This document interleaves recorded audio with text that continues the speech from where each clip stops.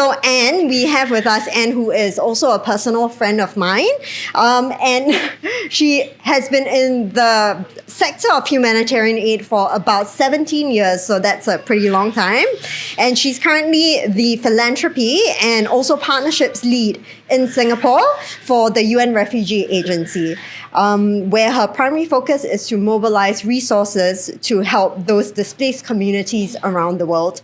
So we're very glad to have Anne with us, and I'll let her take over. Thanks.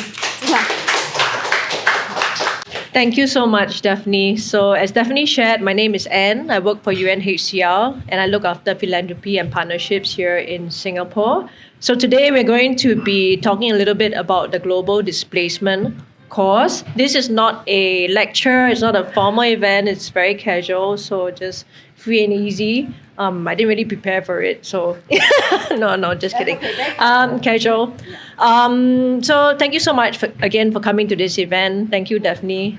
We went to school together, we played tennis together when we were young, so it's nice that we're able to collaborate, work together again when we are adults. So the refugee topic, the displacement topic, is a topic that is very, very close to my heart for quite a number of reasons. I'll talk about these reasons when I talk a little bit more about my life, myself, my professional life. So as Stephanie mentioned earlier, I've spent more than a decade in the non-profit humanitarian international development sector. I have spent most of my professional life outside of Singapore. I'm currently working for UNHCR here in Singapore. Before this, I was based in Thailand, where I was working for the International Union for the Conservation of Nature. So this was an environmental organization. And then prior to that, I also had stints in Laos with a renewable energy social enterprise and also with the Lao Football Federation. So it was during my time in Laos that I actually got to know more about the refugee issue.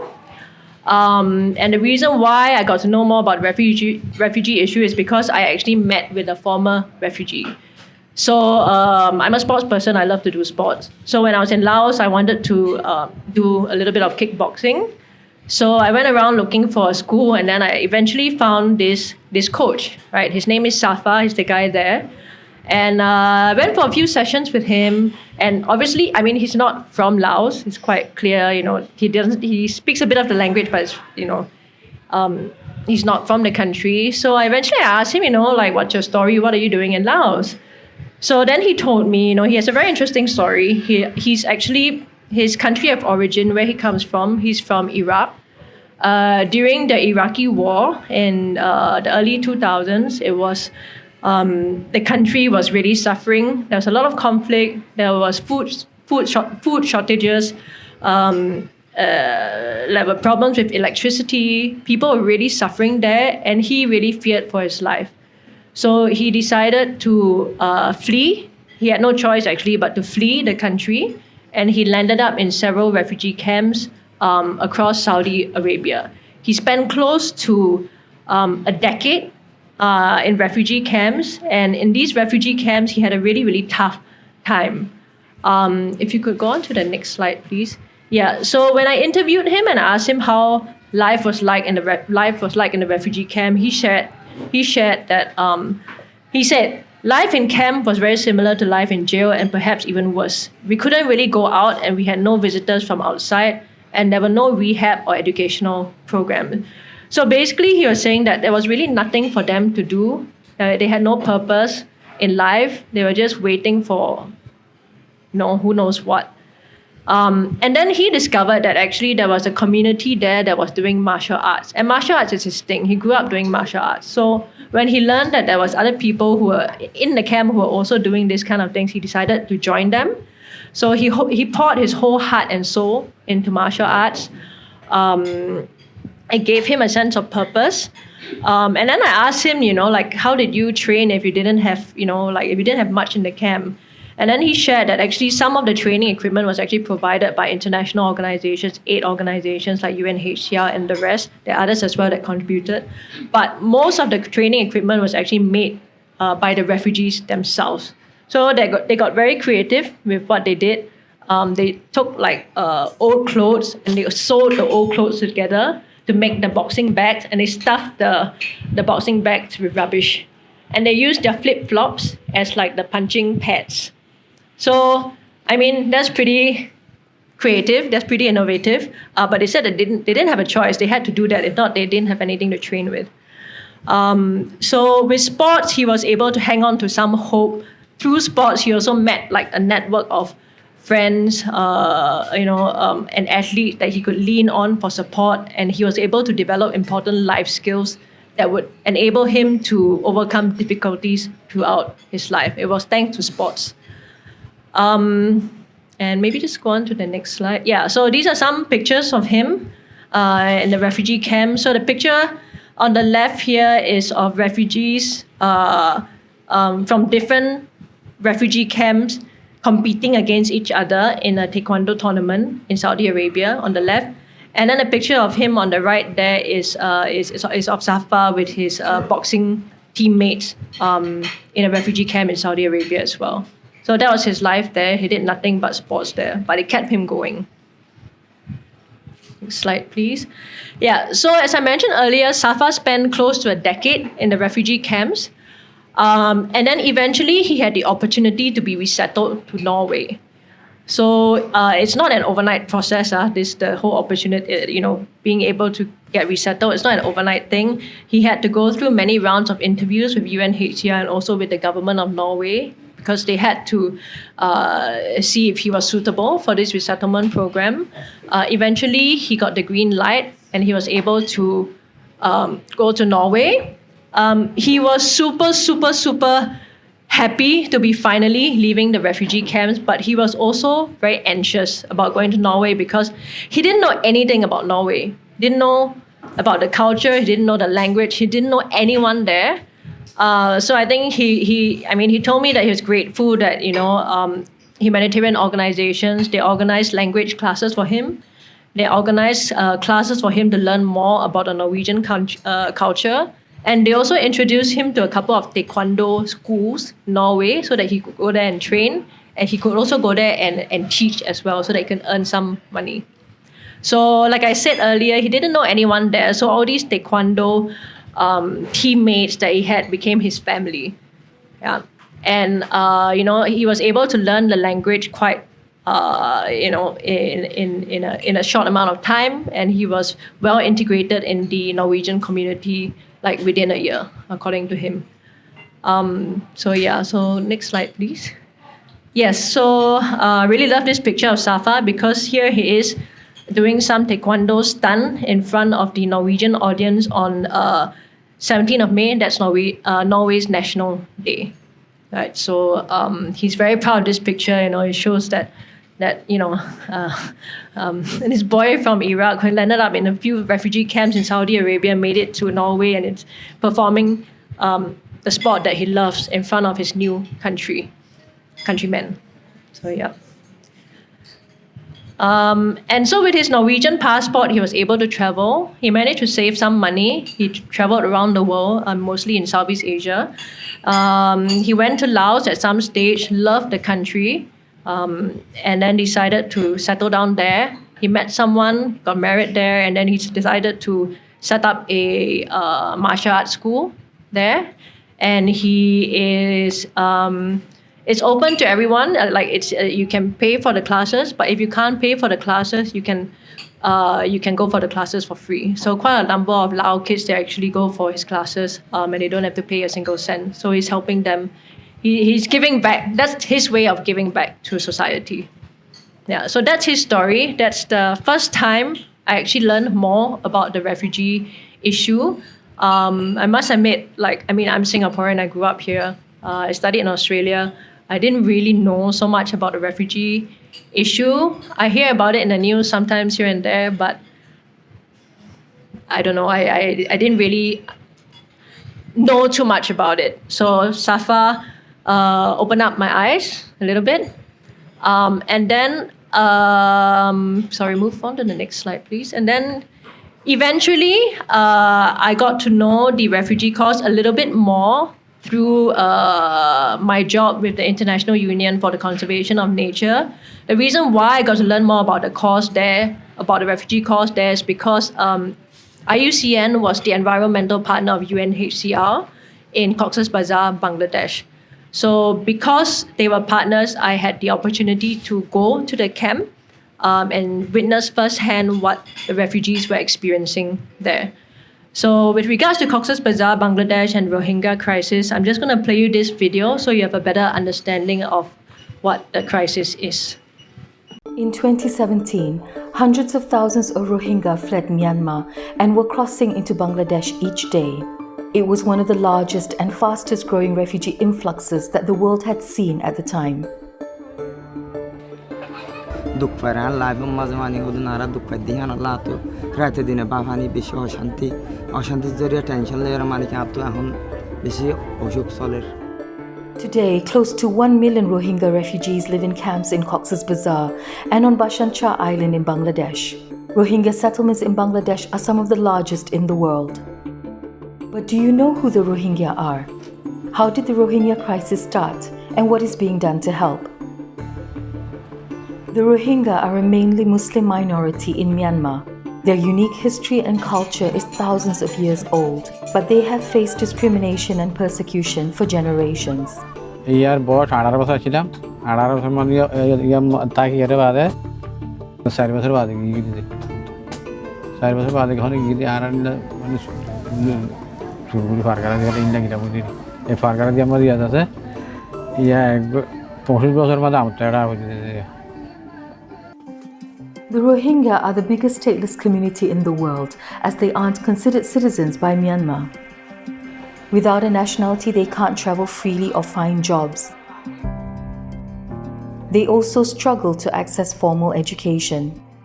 Since the late 1970s, over 1 million Rohingya have fled violence in Myanmar in successive waves of displacement.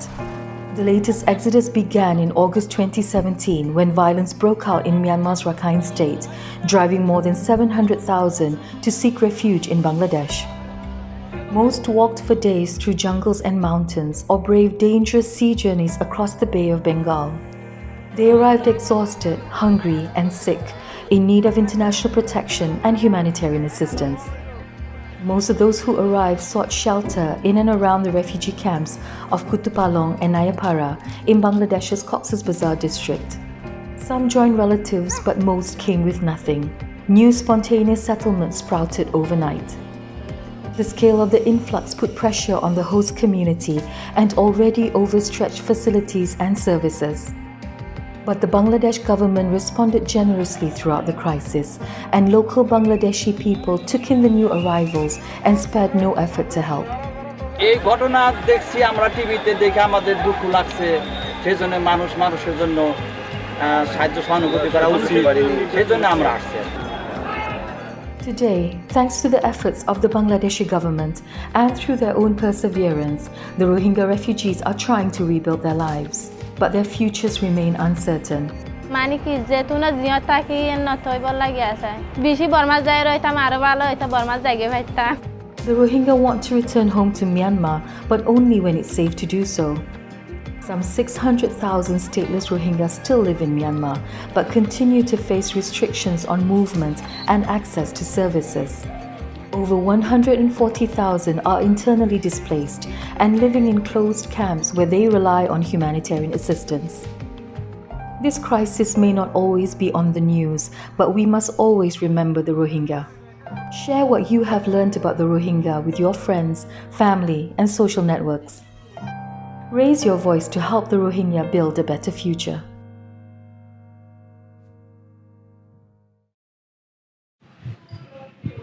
Right, so that's the unfortunate story of the Rohingya situation. Just to recap, the Rohingya refugee crisis is the biggest displacement crisis in Asia. And as the video mentioned, the Rohingya are a stateless Muslim minority who have lived for centuries in Myanmar. Over 1 million have fled Myanmar since 1990s. The latest accident happened in 2017 when violence broke out in Rakhine State in Myanmar. So every day, the nearly 1 million Rohingya refugees, they wake up not knowing what what kind of future they have. Most of them want to go back home to Myanmar, but they can't go back home because it's too dangerous to do so. So unfortunately, for the time being, they have to live in overcrowded conditions in the camps. Sometimes it's also quite dangerous in the camps. And unfortunately, they rely almost entirely on humanitarian aid to survive. And at this stage, I just wanted to talk about some of the issues that people experience in the camp. And because this is a wild space event, I wanted to zoom in on the environmental and conservation issues that's happening in the camp there. So in 2017, when hundreds and thousands of refugees fled Myanmar to go to Bangladesh, a lot of forest land had to be cleared in order to make way for these camps. And when these forests disappeared, it became a problem. Sorry, I just forgot to mention earlier that over don't know how many hectares, 5,000 hectares of land, forest land was cleared. So that's equivalent to about 2,500 football fields. That's a huge area. So when forests are cleared, there's a lot of problems because, as you know, forests are super important. They provide essential resources. They provide wood fuel for cooking. They protect against natural disasters. They provide shade, so it makes everything cooler. They also provide food, like fruits from the tree. So when forest disappears, it really becomes a huge problem. Humanitarian actors there, including UNHCR, we knew that this was a problem that needed to be addressed ASAP. So we, together with a few different stakeholders like UNHCR, IUCN, the Bangladesh government, we came together and we came up with a plan to bring the green back to the camp. So as you can see on the left, this picture was taken in 2017 when the forest land was cleared, and the picture on the right was taken about 3 years ago. So as you can see, it's no longer barren. There's greenery, and this didn't happen overnight. And you don't do it by just throwing a few seeds around. It can only come about through a very clear plan, and this plan had to be developed together with the local authorities, with the Bangladeshi government, because they know their area the best. Yep. So, thank you, Brian. Next slide. Another issue that we encountered was elephant incursions. So this refugee space, this space where all the refugee camps are, this site lies along one of Asian elephants' main migratory routes between Myanmar and Bangladesh. So for hundreds of years, these elephants go from Myanmar to Bangladesh and from Bangladesh to Myanmar through this route. Nobody knows why. Elephants always follow their traditional corridors. This is something that they always do. So if they find any obstacles along the way, they will try to break it. If they see anyone in their way, they might try to charge at him or her. They don't do it on purpose. They just panic, right? Because they don't really know what to do. Since 2017, 14 people have died due to contact with elephants. So this was a huge problem in the camps because the refugees were really scared. The host communities, the local communities there were really scared as well. When they meet an elephant, they really panic. Unfortunately, this person here had a not so positive encounter with the elephants. So we realized that we had to do something about it. We, as in the humanitarian actors in the refugee camp. So we came up with a plan. Some of the things we did was to actually establish this natural beehive fencing around the camp areas because elephants are afraid of the bees. Elephants are super afraid of bees. So if you set up these beehives and you use them and you make them act as fencing, this actually stops the elephants from entering the refugee camps because they want to come in and they see the bees, they get scared, and then they U-turn, they go back. Okay. So that's a nature-based solution. Basically, you're using nature to solve a problem. And then we also formed elephant response teams. So these elephant response teams consist of the refugees as well as the host communities as in the local Bangladeshis. These elephant response team members, they are trained in understanding what to do whenever an elephant enters the camp. And just to mention as well that this elephant response teams is super important for the refugees, because remember I mentioned earlier that Safa said that he didn't have much to do in the camps. He didn't feel useful. He didn't have any purpose in life. So this kind of responsibility that the refugees are given is super important for them, because they feel empowered. They feel like they are being leaders in their community. They feel like they are contributing back to their refugee community. And on top of that, when they become part of this elephant response team, they're considered volunteers, and they get a small stipend as well for being a volunteer. That's a way for them to make some money. So so as part of the elephants response team, or ERTs for short, these members, they conduct activities so that people understand what to do when the elephants enter the camps. So this picture on the right here, the bottom right hand corner here, shows an elephant simulation activity. So what the refugees did was they actually made a life-size elephant using bamboo and also patchwork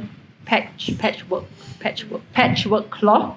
They built a life-size elephant, and they brought this elephant into the refugee camp, and they showed everyone in the camp what to do whenever an elephant enters the camp. So what do you do when elephant enter the camps? You get some people to come around the elephant. You form a semicircle, and then you start blowing whistles, and then you try to drive the elephant away from the camp through the opening in the semicircle. So that's one way of getting the elephants out of the camp. Other things we have done, we have also erected elephant watchtowers all throughout the camp. There's a total of 28 or 27, close to 30 camps in Cox's Bazar. So these elephant watchtowers, the ELT members would be there. They'll take turns to actually be on these watchtowers, keeping a lookout for their community members. As soon as they see an elephant entering the camp, they actually blow their whistles so that people would know that elephants are coming. And also these ELT members, they conduct activities to raise awareness on conservation and environmental issues in the camp as well. So since the introduction of this emergency response teams, no deaths or injuries have occurred. So it's a success story. On the environmental front, we have also set up youth environment clubs. So in these youth environment clubs, youth between the ages of 13 and 18 are taught about certain conservation and environment related issues in the camps, and they are encouraged to share this message with their family and friends. As I mentioned earlier, such programs are super important because it gives them something to do. It makes them feel empowered. They feel like they are being leaders in their own community. Yeah, so that's another activity that we have there when it comes to environment and conservation. Next slide, please. So I mentioned earlier, I was able to visit the camp because I was working for IUCN, UNHCR as an environmental partner. I visited the camp during World Elephant Day. So the ELT members had organized special activities to celebrate World Environment Day. They had the elephant simulation activity that I spoke about briefly earlier. And then the kids also made elephant puppets, and they made their own, they choreographed their own elephant dance. They went around the camps, doing this dance and sharing important messages about what to do when elephants enter the camps. Yeah. Okay, on to some slightly less exciting stuff. So just wanted to share some key statistics related to the global displacement cause. So there are currently over 120 million displaced people in the world. 120 million, that's roughly 25 times the population of Singapore. As you can see here on this chart here on the left, in 2018, there were over 70,000 displaced people, and just 8 years later, the numbers have almost doubled. This goes to show that the refugee crisis isn't getting any better, unfortunately. And I just wanted to share as well, I think we covered this briefly in the quiz earlier, that most refugees come from just 3 countries. The countries are Syria, Ukraine, and Afghanistan. Ukraine was never there in the list, but unfortunately, because of the Ukraine war that occurred just 2 years ago and is still happening, they have made it to the top 5 list. In terms of which countries are hosting the most refugees, we have Turkey, which is the top country. They're mostly hosting refugees from Syria. Then we have the Republic of Iran, mostly hosting refugees from which country? Syria. Afghanistan. Correct. Whoever answered Afghanistan. And then we have Colombia hosting refugees from which country mainly? Yes, Venezuela.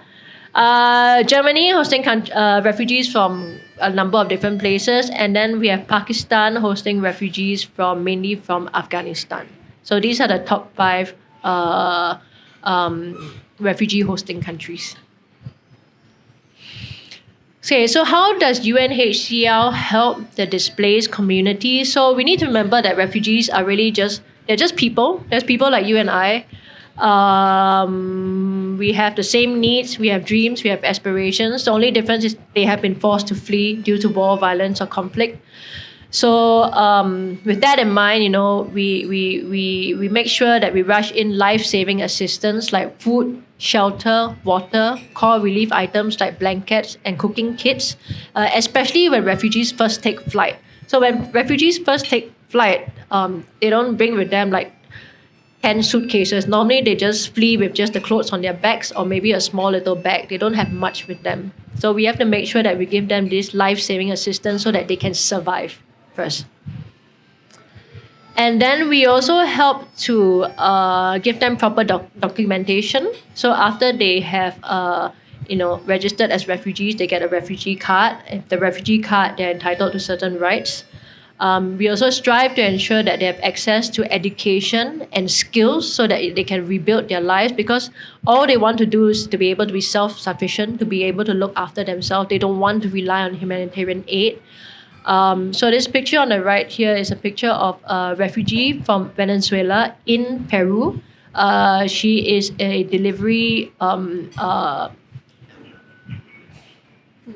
food delivery expert, and UNHCR and a couple of humanitarian organizations actually provided the electric bike. So she's able to use that bike to actually work as a food delivery person. And then, ultimately, people want to have a safe place that they can call home. I think all of us have homes here in Singapore. These people also want to have a place that they can call home in the long term. So we help families and individuals return home to their country of origin as much as possible, because most of the time refugees, they just want to go home. They want to go home to be with their family. They want to go home to where they're familiar with, but sometimes it's not possible because it's just too dangerous to go home. So we help to enable them to settle and make a positive contribution in a new community. This new community could be the country that is hosting them as refugees, or it could be a third country altogether, another country altogether. So in this picture here, you will see refugees from many different countries being resettled to the States, the US. So just a little bit more information about UNHCR. We employ over 18,000 people in over 135 countries.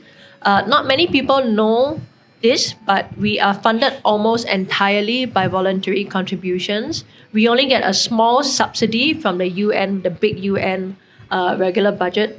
3% of our budget is covered by other intergovernmental organizations. And majority of our funding, majority is in 96%, 96% of our funding comes from the private sector. It comes from governments. These are voluntary contributions from the governments and also the European Union. So I mentioned earlier that I work for UNHCR. I'm part of a very small team here. This small team here looks after philanthropy and partnerships. And ultimately, we are here to mobilise resources for the global refugee cause. And we work specifically with the private sector. So how does the private sector help us? They can make a donation. They can make an in-kind contribution.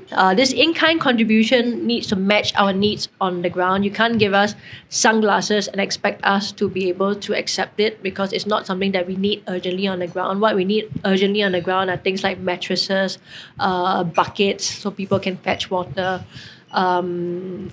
cooking items, utensils, winter clothing, etc., etc. So those are the things that we can accept from the private sector. We can't just accept everything. We also get the private sector, corporates especially, to raise awareness and funds for the refugee cause by engaging their employees as well as their customers. And with the private sector as well, they work with us by providing services, expertise, and innovation to us. So for example, one of our private sector partners that we have is UPS. UPS is the logistics company. Because we are a humanitarian organization, we do a lot with logistics. So UPS, they've been in this logistics field for a very long time. They're in the private sector. They're experts in the logistics sector. So they would actually share their expertise with how to manage logistics more efficiently with our logistics team. Just wanted to give you some examples of some of the partnerships that we have. So I think you're familiar with these two brands, Uniqlo and IKEA. So IKEA is our biggest partner globally. Uniqlo is our biggest partner in Asia. So with these partners, we work with them through a multifaceted partnership. Apart from providing cash donations to us, they also make in-kind donations as well. So with Uniqlo, they donate new clothes. With IKEA, they donate things like mattresses and mosquito nets. They also make use of their marketing and communications platforms to raise awareness for the cause. In certain countries where refugees are allowed to work, they also hire refugees. So they've been partners with us for more than 5 years, and they really, have done a lot for refugees all over the world. So we're really grateful for their support. And we have a few partners here in Singapore. The partners include high net worth individuals, corporates, foundations, other non-profit organizations as well. Last year, we organized a donors appreciation event to thank these partners for their support. And this was the video we made for them to thank them for their support.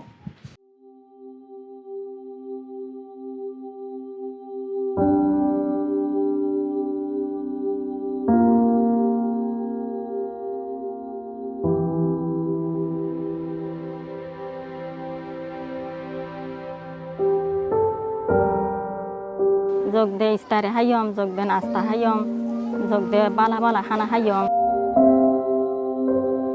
صدق على الله نبقى نحرم بطوننا ونوكلهم الصفواتي يعني من يريدون مني مرات يريدون مني أشياء أنا ما أقدر أوفر لهم إياها.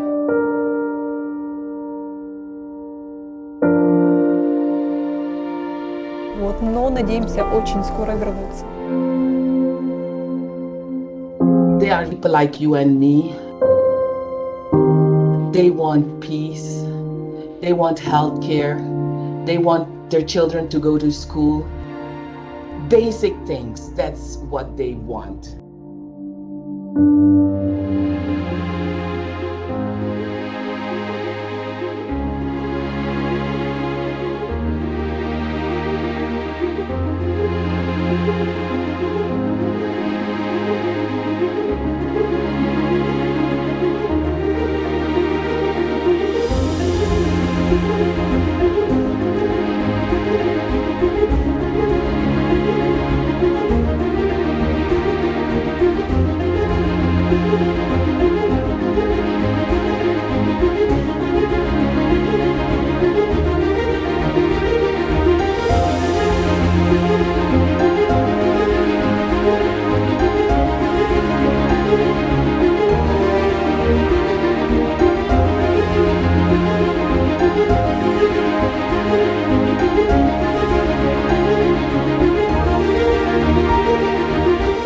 Into how refugees are spending the money. So the majority of money is actually being spent in grocery stores right now. Звичайно, це теж захист, якби да, морально. Ти почуваєш себе впевненим, тому тому що ти можеш якби на щось розраховувати в разі чого, тому що різні можуть бути обставини, ситуації, і для які можна вирішувати гроші.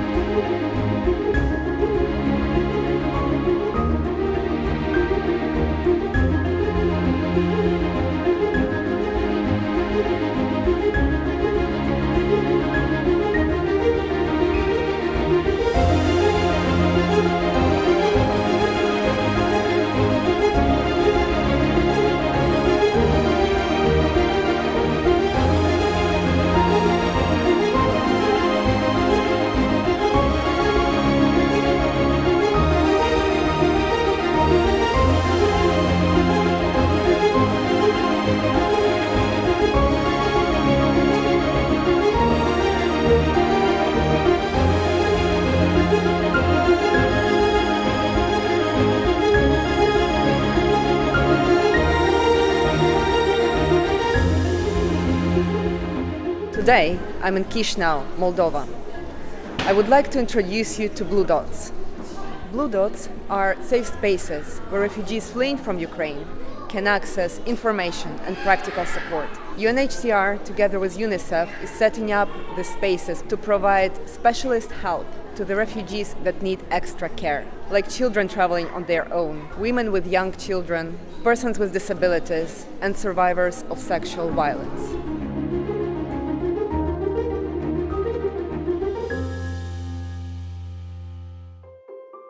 Thank you very much. I hope you enjoyed that video. So with that, I would like to, actually not with that, I would like to conclude the presentation with this last slide. Here you can see this picture of Kate Blanchett. I think you know who she is. She's also our Goodwill Ambassador. Just wanted to share this quote from her. "We are living through an unprecedented crisis and there must be shared responsibility worldwide. It feels like we are at a fork in the road. Do we go down the compassionate path or do we go down the path of intolerance?" So I felt that this quote was quite a powerful one. Are we going to help if we can help, or do we just ignore the situation? So with that, I would like to conclude my little talk. So thank you so much for that. Thank you so much Happy for sharing that. Happy to take any questions. Yeah, and I guess just before we go to questions, just this thing that's online again, it is the Yala dining that I was telling you guys about. It is the private dining session that Anne does to host people to raise awareness for refugees. So, please indicate your interest to join us. We are trying to get a group together for this. Yes, so now we can open the floor to questions. But just to add to that as well. So this Yala dining thing is a personal passion project that I launched to raise awareness for lesser known global challenges. The first Yala dining series is dedicated to the refugee cause and it's called Breaking Bread. With this experience, I cook dishes from the top 5 refugee countries and I talk about the situation in those countries, what kind of challenges the refugees face. So it's a personal passion project. Everyone that has attended it so far has not complained about it yet. Please do not ever be the first one. If you're interested in attending this session, percentage of the proceeds from the dinners go to UNHCR as well. So if you're interested in attending these dinners, please just get in touch with me. Thank you so much. With that, I think we will officially close my talking part and it's over to you. Okay, we can take questions now. Yes. Question, because I think in the slide. Yes, hi. Sorry, the camera is blocking your mouth, so I can't really see you. Sorry. In the slide, it was mentioned that the majority of the budget comes from voluntary contribution, and there's some governments who contribute as well. Yes. So in terms of countries or government that provides the grant or the fund, like what are the top countries that provide these? Thanks for that question. We have to repeat the question one more time. So I think his question basically in a nutshell is which are the governments that provide majority of the grant to UNHCR? Yeah. Thanks for that question. So, as I mentioned earlier, so these are voluntary contributions from the governments, and the governments that tend to give a little bit more are the US, the UK, Germany, Spain, but mainly the US and the UK. Those are the two bigger ones. Yeah. But countries in Asia also do contribute. I won't share how much, but they also contribute as well. Yeah. So why I'm asking that question, because you mentioned that majority of the refugees are being housed in middle low income countries. So how long will they stay in these countries? Because I assume that their end goal will be the richer countries to start a new life. Yeah. So I think I'm just going to try to repeat that question. And your question was, how long do these refugees stay in their countries, and what kind of future do they really have in these countries, because they are low to middle income countries. So on average, a refugee spends about 4 to 14 years in a refugee camp, and then they either go back home to their country of origin, they either get resettled to another country altogether, or they are able to rebuild their lives in the country that is hosting them. So 4 to 14 years on average. Some can stay there for longer, some are there for less. And can the refugee earn a living while they are in the transit country, so to speak? Yeah, so refugee rights differ from country to country. In certain countries, they are able to work. In certain countries, they are not able to work. So in countries like Pakistan, Pakistan, that holds quite a large number of Afghan refugees. Afghan refugees are not allowed to work in those countries. So some of them, they actually work in the informal sector. That's how they earn an income. And that's why it's also important for humanitarian organizations also to find a way to let them earn some money. So some of the one activity that we have is we give the Afghan women sewing kits. We teach them how to run small businesses, so they can actually set up a small sewing business within their own refugee community and earn some small money from that. And not just and they don't just sew for the refugee community, they also sew for the host community as well, so the local Pakistanis as well. Yeah. So that's one way of trying to address the problem of not being able to work in the country. Yeah. And also organizations like UNHCR, we try as much as possible to get the governments of these countries to change their policies, to have more inclusive policies for refugees as well, to allow them to work. For example, that's something that we try to push for as much as possible. Yeah. How long does that take usually to get the policy going? Forever. Okay, now it takes a while. Yeah. Okay. Some countries react to it faster. Some countries might take a longer time. Okay. Yeah. Any other questions from the floor? Oh. Yeah. Okay. What is the relationship between the UNHCR and the current UN, like the General Assembly and the Security Council? They work together to resolve issues like that. It's better to resolve the geopolitical issue that caused the refugee in the first place rather than just win the headline.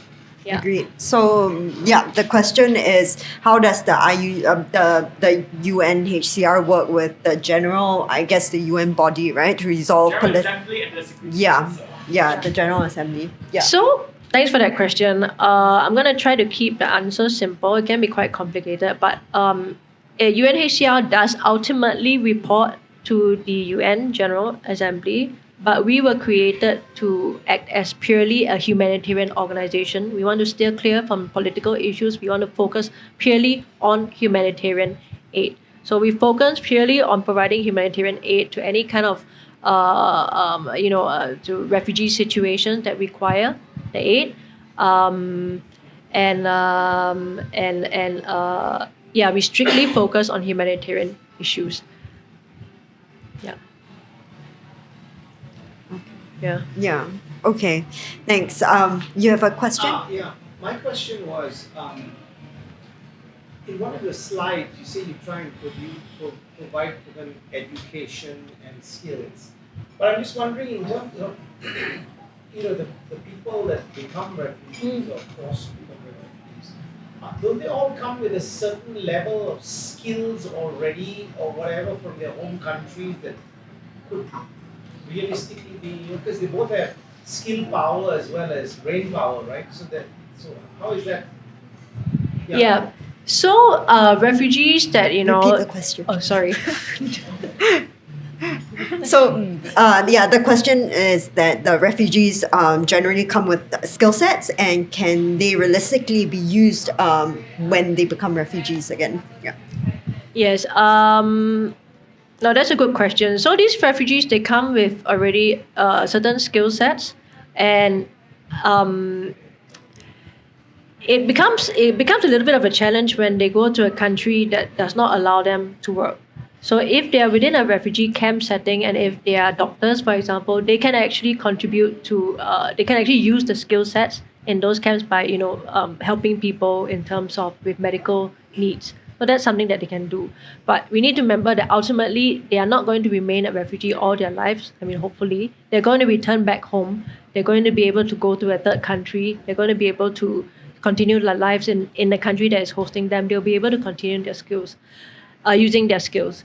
Now, with education, that's a very important one because, like I mentioned earlier, hopefully they're not going to remain a refugee all their lives. So if they're going to leave the refugee camps or they're going to go back homes, they need to be able to, if they're going to spend 3 years outside of their home countries and in a refugee camp setting, they need to be able to ensure that in these 3 years, they are able to continue educating themselves so that they are not left behind. So that's why these educational opportunities are super important. Like for example, in Malaysia, quite a number of refugees there, but they do not have access to public schools. They can't go to public schools. They can go to private schools, but most of them can't afford it. So organizations, non-profit organizations, we set up learning centers specifically to help these refugees. They can go to these learning centers, they can get an education. So in that 4 years that they're there as refugees, at least they're able to continue educating themselves so that when they go back home to their countries, countries of origin, or they go to another country altogether, they are educated and they can continue living their lives. If not, they lose out on that 4 years of being not educated. And it's very hard for them to move on when they go to a new country or they go back home. So a related question we Sure. asked this before, and the World Vision thing. Is there many, because a lot of the work the World Vision does with children, and a lot of the children are refugees kind of thing. So how do you, because there are multiple different organizations that help or do this different work, and there's a different focus, because you guys focus completely on refugees and they focus a little bit on children. So how do you all work together so that that there's no duplication and then you cover as many people in the most effective, efficient manner? And I know it's easier said than done, but just asking it as a question. Yeah. So there are many agencies out there, such as World Vision and many other humanitarian aid agencies. How do you ensure there's no duplicity in the kind of work that you guys do, so that resources are deployed effectively? Yeah, thanks for that question. So the humanitarian ecosystem is very large. There are a lot of players in this space. UNHCR is one of them. UNICEF is another one. Airlink is another one. Save the Children, World Vision, all of these are actors in the humanitarian space. And yes, sometimes we do offer similar humanitarian activities or response to these situations. So it's very important that we are very well coordinated. Sometimes, every agency has their strengths and weaknesses. For UN agencies, sometimes our strength is in the role of coordinating. We're very good at coordinating this kind of thing to make sure there's no duplication of activities. Are we perfect? Absolutely not. We do make mistakes sometimes. Duplication does occur. There are so many organizations out there actually wanting to help. They all want to help. Everybody has a good heart. They have good intentions. But sometimes, it becomes so complex, especially with the Ukraine situation. We had so many people wanting to go in there, wanting to help.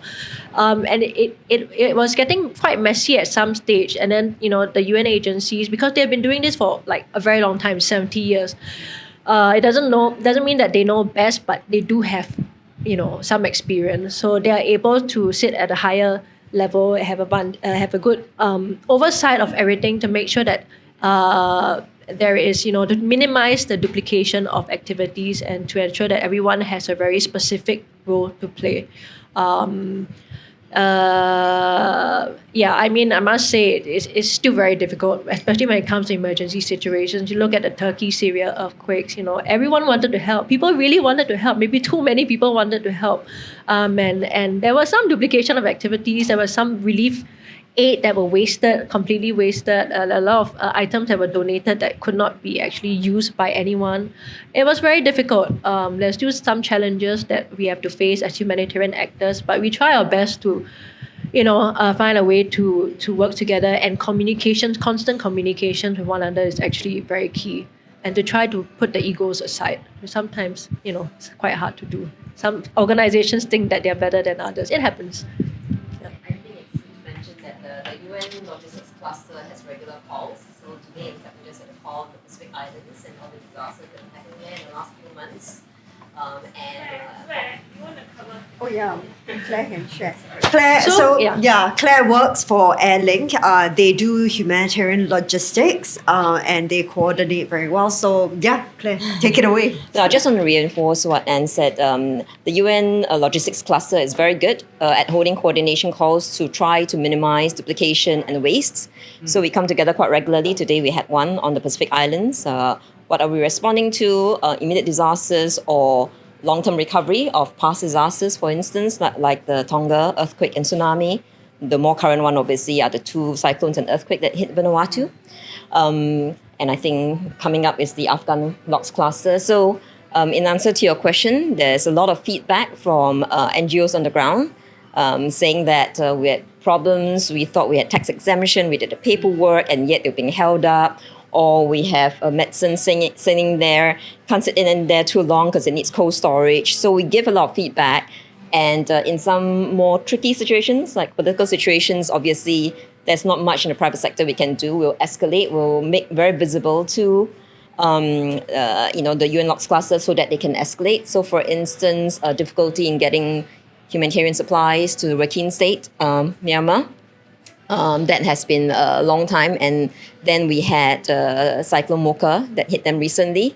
So we are actually in the process of helping the International Federation of Red Crescent send about 11.6 tons of shelter to Myanmar at the moment as a result of that crisis. So I think we all have our work cut out for us. It's a very difficult process, but I think we need everybody's support. As you already heard, a lot of it's voluntary contributions.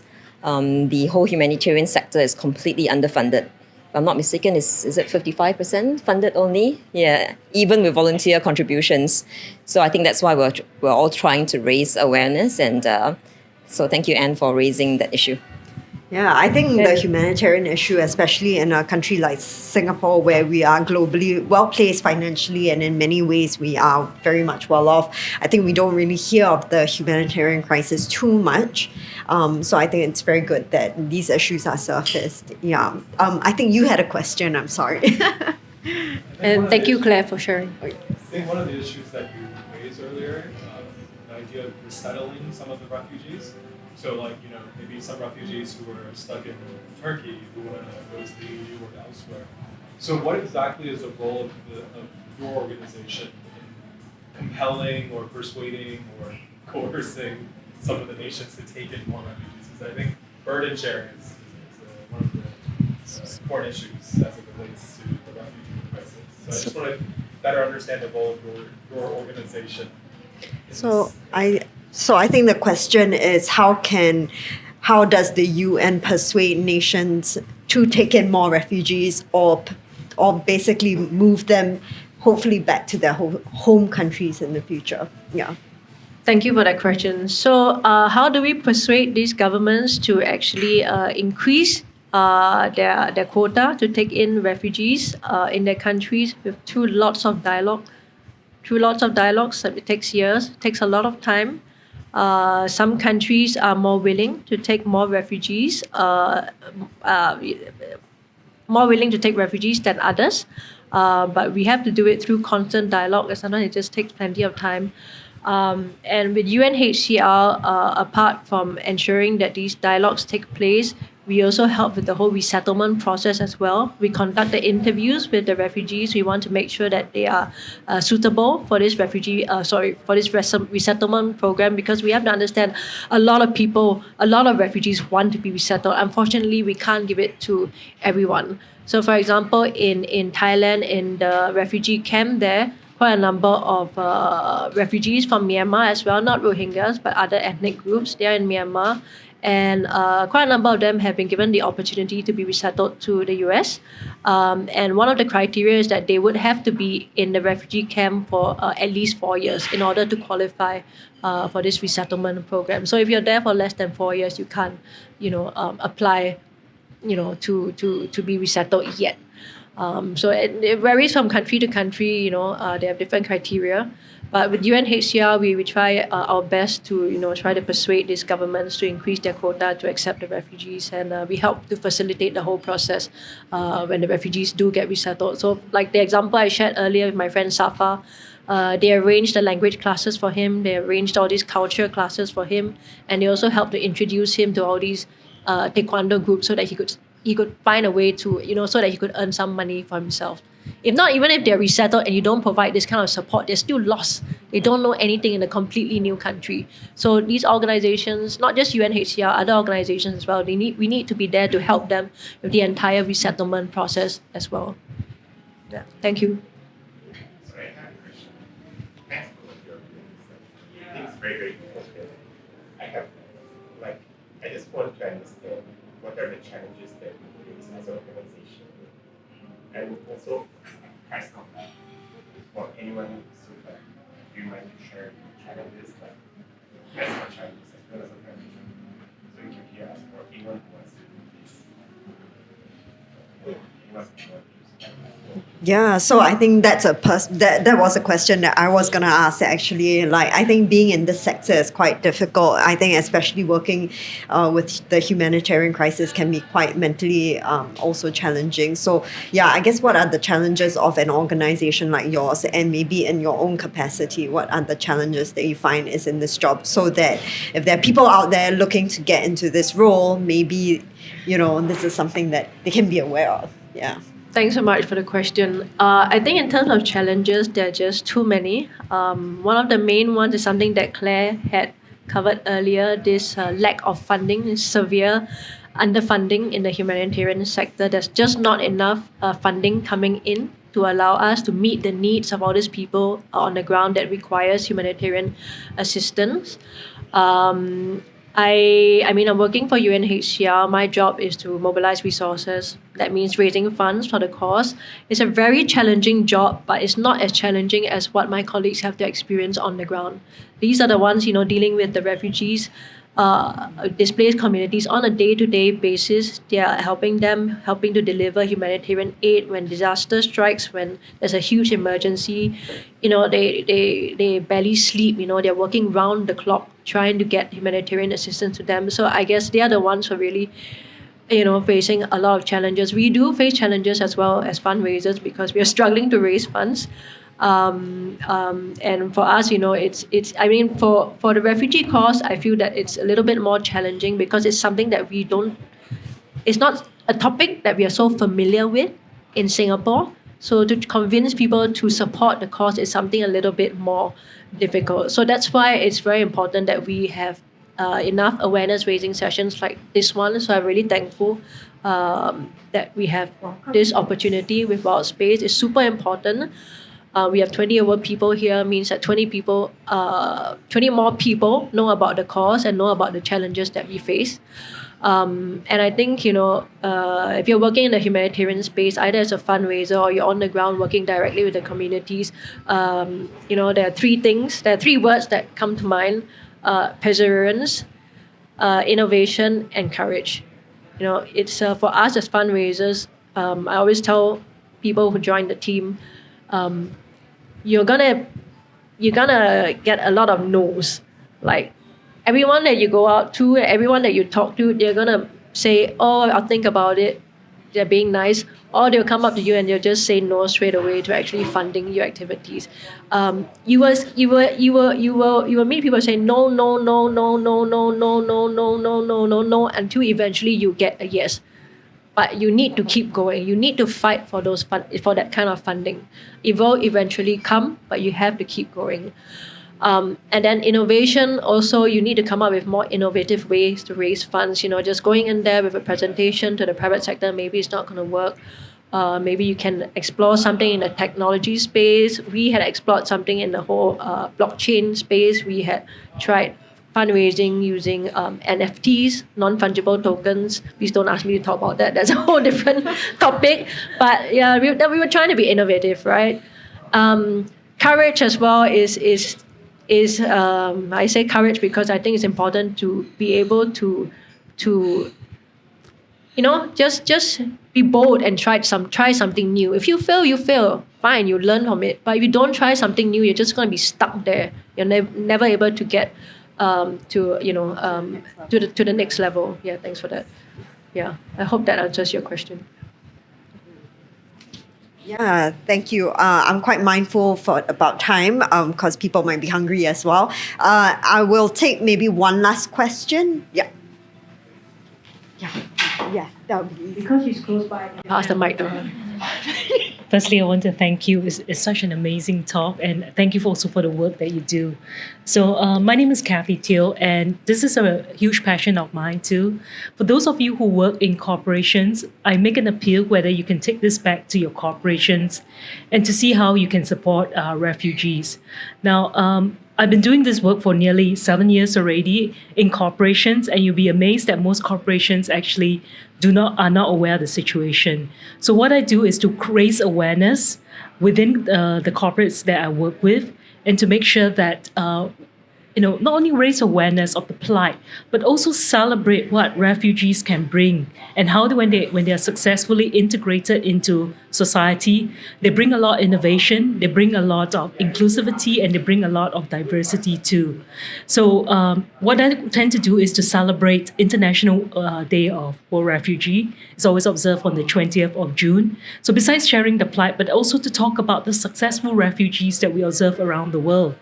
And some of these are, you will not believe it, are extremely successful celebrities too that we observe. So if I can appeal to all of you as employees who works in huge corporation, please do that. There are, besides UNHCR, there's also organizations like 10. Not that I'm selling them, but actually I partner a lot with 10, and we have worked with them to hire former refugees into the organization by giving them the necessary skills, the courage, as well as the confidence to apply for the jobs when it's made available.